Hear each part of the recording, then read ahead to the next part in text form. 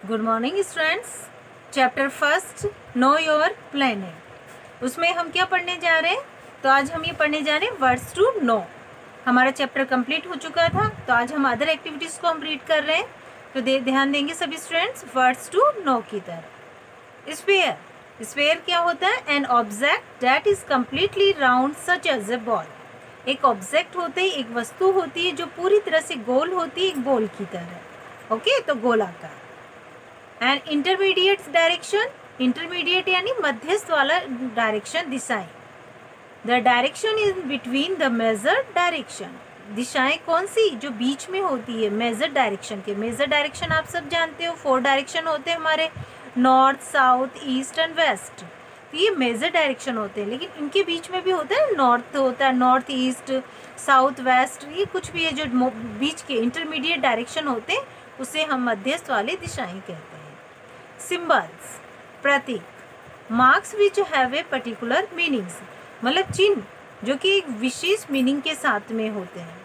Okay student, तो आगे है हमारा क्विक रिकैप। हम जितना हमने लेसन को रीड किया है उसका हम जल्दी से क्विक रिकैप ले लेते हैं कि ताकि हमारा कंप्लीट चैप्टर हमारे पास में क्लियर हो जाए।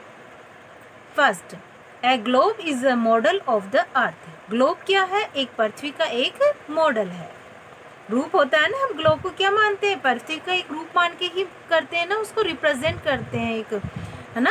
तो ग्लोब क्या करता है? एक मॉडल के रूप में माना जाता है, या रिप्रेजेंट करता है पृथ्वी को।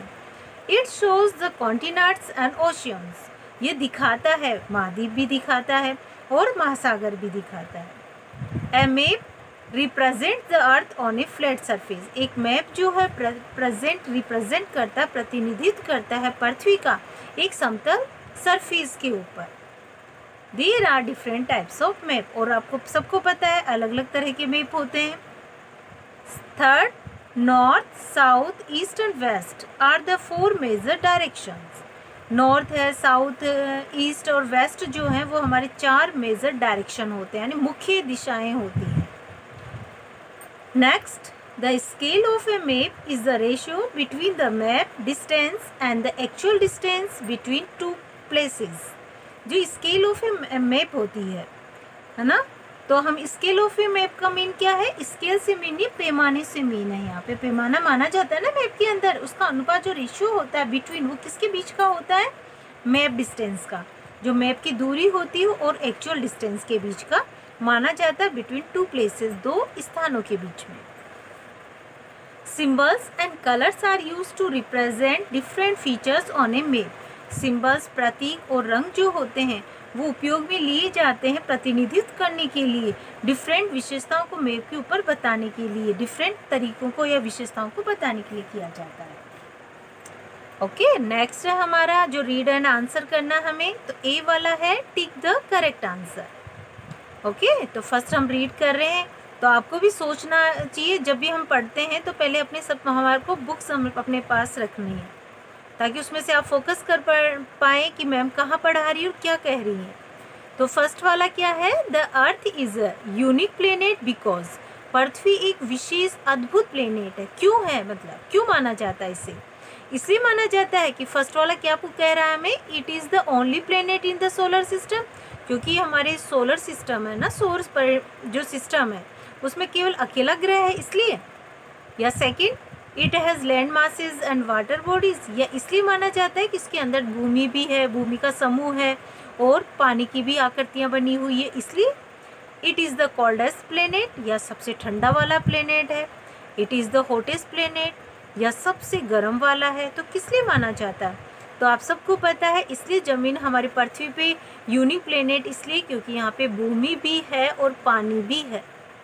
ओके, तो बी वाला जो है वो हमारा करेक्ट आंसर है। ओके, तो सभी आप स्टूडेंट्स आप इसमें बी पे अपना टिक मार्क कर लेंगे और याद भी रखेंगे क्यों माना जाता है।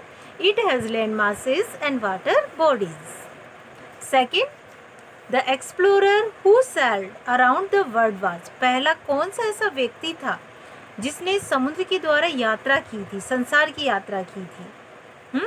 वास्को डी गामा था, क्रिस्टोफर कोलंबस था, या गेराडस मर्केटर था, या फर्डिनेंड मैगलन था? और आप सबको इसके बारे में पता है कि फर्डिनेंड मैगेलन जो था वही हमारा फर्स्ट सैलर था जिसने पृथ्वी की यात्रा की थी। ओके, तो पहला जहाजी जो था हमारे वो ये था। तो एक्सप्लोरर खोजकर्ता कौन था पहला? फर्डिनेंड मैगेलन था। तो डी वाला correct answer. Third, a political map shows. Political map क्या दिखाता है? आप सबको पता है कि जो मैप होते हैं वो टू टाइप्स के होते हैं, एक पॉलिटिकल होता है, एक फिजिकल होता है। पॉलिटिकल में हम क्या बताते हैं? ज़्यादातर हमारे कंट्रीज़ आते हैं, कैपिटल्स आते हैं, या और अदर्स एक्टिविटीज़, स्टेट्स के बारे में आता है, सिटीज़ के बारे में आता है, ठीक है ना, वो सारी चीज़ें आती है। लेकिन जो हमारे फिजिकल मैप होता है उसमें हमारी सारी आकृतियाँ आती है, वाटर बॉडीज़, प्लेन्स के बारे में, माउंटेन्स, लेक, ये सब चीज़ें आती है। तो हमारा पूछा जा रहा है ए पॉलिटिकल मैप शोज। तो first countries and capitals, rainfall and temperature, C physical features and population. तो आप सबको पता है कंट्रीज एंड कैपिटल्स होगा, तो इसका करेक्ट आंसर क्या है? ए वाला है। ओके, तो फोर्थ वाला है the ratio between the distance on a map and the actual distance on the ground is called. क्या कहा जाता है? कि अनुपात जो होता है डिस्टेंस दूरी की ऑन ए मैप, मैप के ऊपर, या वास्तविक डिस्टेंस होती है जो ग्राउंड से, उसे क्या कहा जाता है? उसे डायरेक्शन कहा जाता है, स्फीयर कहा जाता है, स्केल कहा जाता है, सिंबल कहा जाता है। आप सबको पता है उसे क्या कहा जाता है? उसे स्केल कहा जाता है। स्केल का मतलब होता है पैमाना, पैमाना माना जाता है ना, क्योंकि देखो एक्चुअल डिस्टेंस तो हम बता ही नहीं सकते ना मैप के अंदर। मैप आप सबको पता है एक छोटा सा बना हुआ होता है, उसके अंदर आप इतनी डिस्टेंस कवर कर सकते हो कि 200-200 किलोमीटर्स है या 100 किलो, तो उसको हम उसमें नहीं बता सकते, उसके लिए स्केल का माना जाता है। तो स्केल हम किसे कहते हैं? पैमाना को कहते हैं। तो सी वाला हमारा करेक्ट आंसर है। Okay, fifth, the symbol use to show a city on a map is A. एक प्रतीक को यूज किया जाता है सिटी को दिखाने के लिए मैप पे, तो क्या यूज किया जाए? कौन सा प्रतीक यूज किया जाता है? तो फर्स्ट है डैश को प्रयोग किया जाता है, बी स्मॉल सर्कल का, ट्रायंगल का, या रेक्टेंगल का। तो देखिए डैश का भी नहीं होता, ट्रायंगल भी नहीं होता, रेक्टेंगल भी नहीं होता, उसका होता है स्मॉल सर्कल का प्रयोग किया जाता है। एक छोटा सा गोला सर्कल बना के बताया जाता है। तो ओके, इसमें बी वाला है करेक्ट आंसर है। ओके स्टूडेंट्स, तो आज हम इतना ही पढ़ेंगे उसको। तो आप सबको ये टिक द करेक्ट आंसर को अपनी बुक में फिल कर लेना। अगर किसी स्टूडेंट के पास में बुक नहीं है तो आप उसे अपनी नोटबुक में उतार लेंगे। ओके, ये सब आपको लर्न कर लेना है साथ के साथ में, ताकि आपके कोई वर्डन नहीं रहेगा, और आपके चैप्टर में जो भी आपको वर्ड मीनिंग्स दिए हैं वो भी आपकी नोटबुक में कंप्लीट होनी चाहिए। Okay, thank you.